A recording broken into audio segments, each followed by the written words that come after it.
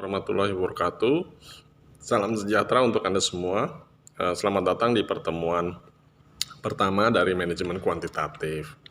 Sasaran dari pertemuan ini adalah satu, kita ingin mengetahui peran dari metode kuantitatif dalam kehidupan dan aktivitas ekonomi serta aktivitas bisnis. Kedua, bagaimana sih pengembangan model dalam pendekatan metode kuantitatif ini dilakukan. Dan ketiga, yang utama juga, apa saja tahapan-tahapan penyelesaian dalam metode kuantitatif. Buku acuan, modul, serta video, link jurnal telah disiapkan untuk Anda untuk mempelajari secara mandiri setelah pertemuan ini.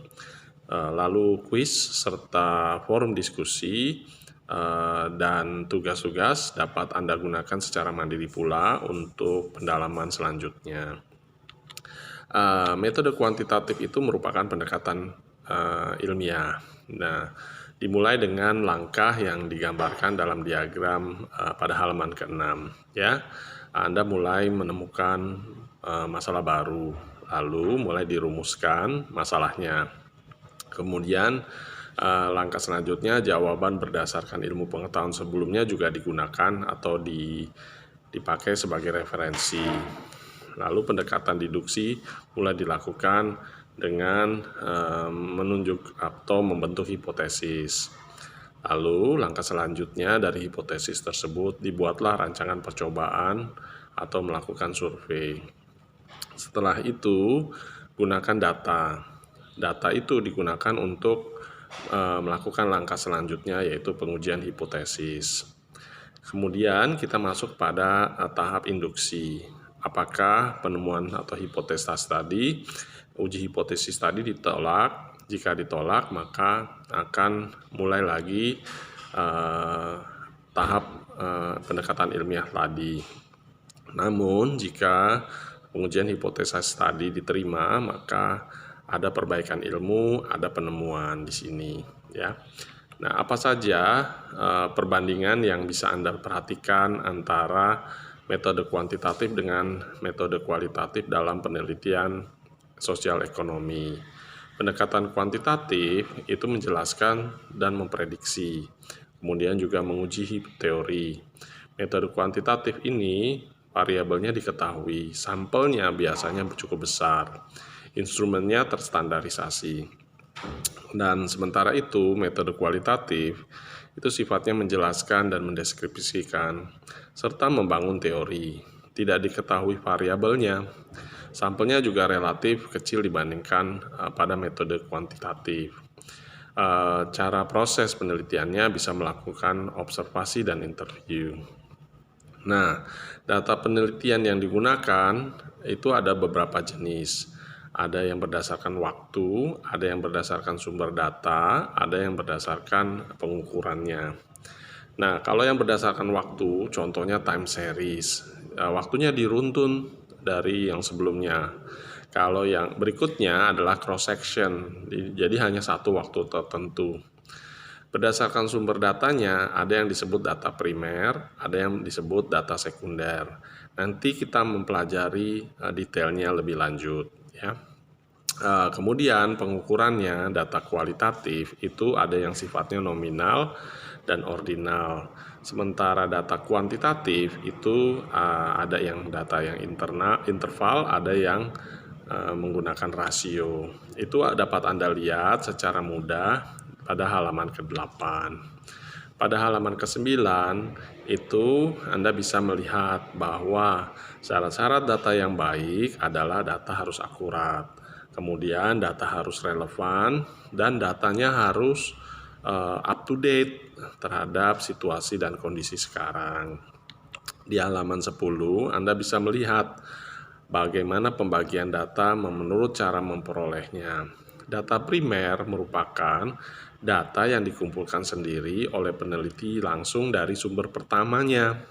Sementara data sekunder itu dia data yang diterbitkan oleh lembaga atau digunakan oleh organisasi yang bukan pengolahnya. Bisa dengan membeli, bisa dengan subscription oleh para pengguna data tersebut. Nah, pembagian data menurut sumbernya itu seperti tercantum pada halaman ke-11. Ada yang data internal, di mana data tersebut berasal dari dalam instansi atau perusahaan mengenai kegiatan lembaga dan untuk kepentingan instansi itu sendiri. Misalnya data penjualan, ya, data aktivitas marketing, data penelitian di lab perusahaan tersebut. Data eksternal adalah data yang berasal dari luar instansi atau perusahaan. Data penjualan tadi bisa bersifat eksternal kalau mengenai data dari perusahaan lain atau sekumpulan perusahaan, data perusahaan, penjualan perusahaan dikumpulkan menjadi satu, ya, misalnya dari perusahaan-perusahaan penelitian riset market, itu bisa menjadi data eksternal. Nah, pembagian data menurut waktu, misalnya time series. Time series itu dikumpulkan dari waktu ke waktu pada satu objek dengan tujuan untuk menggambarkan perkembangan dari tren perekonomian. Sedangkan misalnya, ya, kalau data cross section adalah data yang dikumpulkan pada satu waktu tertentu pada beberapa objek dengan tujuan untuk menggambarkan keadaan pada saat tersebut. Nah, definisi ini bisa Anda lihat di halaman 12. Menurut sifatnya, pada halaman 13 kalian bisa melihat ada data kualitatif. Data itu berupa pendapat atau judgment, sehingga tidak berupa angka, akan tetapi berupa kata-kata atau kalimat, ya, dari opini dari masyarakat, sehingga tidak memerlukan data yang cukup besar. Data ini bisa menjadi valid kalau opininya disampaikan oleh si user atau expert di dalam bidang yang sedang dibicarakan tersebut, yang menjadi subjek penelitian.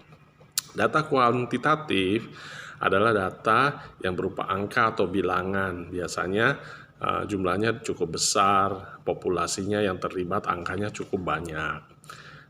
Nah, di dalam manajemen kuantitatif digunakan skala nominal, seperti pada halaman 14, yang merupakan skala yang digunakan untuk memberikan kategori saja, misalnya kategori kelompok wanita, kategori kelompok pria, ya. Skala ordinal di halaman 15 juga digunakan, ya.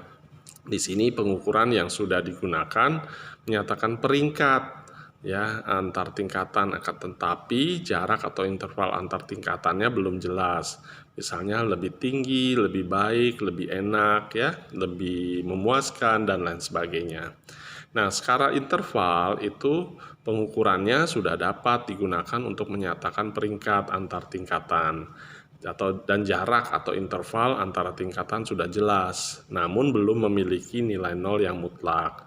Misalnya pada termometer, pada jam, pada tanggal, dan lain sebagainya.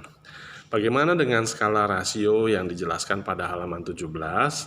Di sini adalah pengukuran yang sudah dapat digunakan untuk menyatakan peringkat antar tingkatan, dan jarak atau interval antar tingkatannya sudah jelas pula dan memiliki nilai nol yang mutlak. Misalnya berat badan kita, pendapatan dari konsumen, hasil penjualan perusahaan, ya. Nah, itu adalah beberapa skala yang digunakan di dalam manajemen kuantitatif. Kemudian apa level measurement, tingkat-tingkat pengukuran, ya, seperti dijabarkan pada halaman 18. Ada di sini information provided berupa nominal, ordinal, interval, rasio. Ada yang berupa klasifikasi, rank order, equal, interval, atau yang sifatnya non-arbitrary atau zero, ya. Oke, di halaman 20 Anda bisa lihat, ya, bagaimana metode kuantitatif itu selama 14 pertemuan dijabarkan, ya, mulai dari pengenalan dan pendekatannya untuk pengambilan keputusan. Kedua, bagaimana program linear digunakan untuk memformulasikan solusi grafik, analisa sensitivitas pada metode grafis, ya.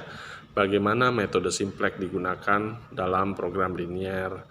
Bagaimana primal dual dan analisa sensitivitas pada metode simplex digunakan, ya. Metode transportasi juga. Bagaimana model penugasan atau assignment digunakan pada pertemuan ke-6. Lalu kita juga akan membahas tentang teori probabilitas dan distribusi probabilitas. Pada pertemuan ke-8 kita akan membahas tentang penjadwalan proyek dan metode-metode atau pendekatan apa yang digunakan. Sistem antrean akan kita bahas pada pertemuan ke-9. Pada pertemuan ke-10 Anda akan belajar, kita sama-sama belajar tentang teknik pengambilan keputusan. Pada pertemuan 11 kita akan membahas model persediaan, bagaimana pertemuan ke-12 akan membahas model Markov, sementara pertemuan ke-13 akan membahas tentang program dinamis, dan bagaimana ditutup dengan analisis hierarki proses. Nah, demikian metode kuantitatif ya. Definisinya itu Anda bisa lihat dari halaman selanjutnya di dalam PPT ini ya. Di mana metode kuantitatif merupakan metode ilmiah, jadi kita bisa rangkum nih ya terhadap permasalahan-permasalahan yang muncul dalam pengarahan dan pengelolaan dari suatu sistem besar bisa pada manusia, pada mesin, pada bahan baku, pada modal dalam industri, pada aktivitas bisnis, pada pemerintahan maupun di dalam aktivitas militer bisa juga. Nah, di sini tujuan dari manajemen kuantitatif itu untuk memecahkan masalah-masalah bisnis dan ekonomi dalam kaitannya dengan konteks pembelajaran bisnis dan ekonomi, dan analisanya digunakan juga analisa kuantitatif. Ya, pendekatan kuantitatif ini dapat digunakan untuk pengambilan keputusan, ya, dan didasarkan atas metode ilmiah serta menggunakan analisa kuantitatif yang sehingga membantu Anda nanti sebagai manajer atau pengambil keputusan dalam kebijakan Anda di perusahaan maupun di organisasi Anda. Nah, langkah-langkah dalam pemecahan masalah tadi sudah dibahas di dalam diagram dalam halaman ke-6 ya. Di sini saya ulangi, mengidentifikasi atau merumuskan masalahnya. 3 hal yang perlu diperhatikan ya. Variabel keputusannya bagaimana, tujuan dari penelitiannya bagian mana, serta kendala atau constraint keterbatasan internal maupun eksternal yang terjadi bagaimana. Kemudian kita menentukan berbagai alternatif pemecahan masalah. Bagaimana kriteria yang akan digunakan untuk mengevaluasi berbagai alternatif tersebut. Lalu kita mulai mengevaluasi berbagai alternatif tersebut dan memilih alternatifnya. Dari situ kita bisa menerapkan alternatif yang dipilih, mengevaluasi hasilnya, serta menentukan apakah telah diperoleh pemecahan yang memuaskan. Itulah yang disebutkan di dalam manajemen kuantitatif. Ya, bagaimana cara berpikir dari manajemen kuantitatif? Model yang digunakan dikembangkan di dalam pendekatan kuantitatif itu ada beberapa. Ya, kalau Anda perhatikan nanti kita lebih detail. Ada model icon di situ, juga ada model analog, ada model matematis. Ya. Nah, cara pengembangan model dalam pendekatan kuantitatif itu bisa kita menggunakan pembuatan modelnya. Ya, apa yang komponen utama pembentukan modelnya, ya, serta kita melakukan analisa pada model matematis tersebut, ya. Model matematis itu bisa dijelaskan ya dengan formula yang ada di dalam modul ini, ya. Demikian materi ini saya sampaikan sehingga bisa menjadi materi yang cukup bermanfaat untuk para peserta. Saya akhiri dengan ucapan wassalamualaikum warahmatullahi wabarakatuh. Sampai jumpa, tetap semangat, tetap sehat, dan saya mengharapkan kita jumpa lagi di pertemuan selanjutnya. Terima kasih.